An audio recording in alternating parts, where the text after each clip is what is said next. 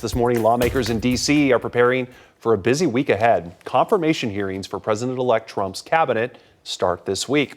ABC's Nicole D'Antonio is in Washington with those details.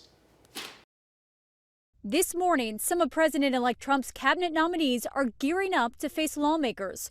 14 nominees are scheduled for Senate confirmation hearings this week, including former Fox News host Pete Hegseth, who's nominated for Secretary of Defense.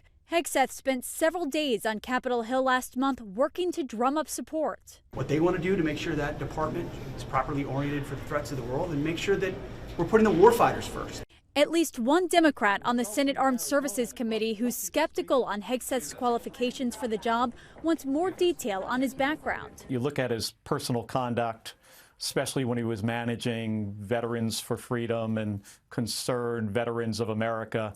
You know, these two organizations were financially mismanaged. There was reports of being intoxicated on the job and creating an environment, you know, where there was, some issues with, sexual harassment. Republican Senator John Barrasso disagrees with Kelly, saying Hegseth, who denies the allegations against him, is the right man for the job. Well, he certainly has the qualities that we need to lead the Pentagon. He knows about a fit fighting force. He is very qualified, in my opinion. He has a distinguished record of service in the military.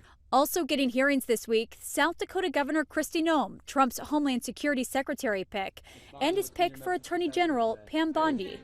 Trump's other nominees are still waiting for their hearings to be set. Republicans have 53 seats in the Senate, meaning nominees do not need Democratic votes, but they also cannot afford to lose more than 2 Republicans.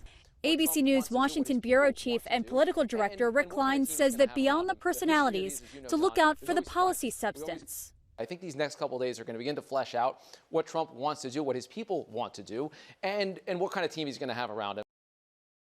A handful of Republican senators have also told Trump's transition team they are preparing the nominees for tough questions to avoid any significant surprises. Meanwhile, Democrats are hoping to get these nominees on record and hold them accountable on Trump's agenda.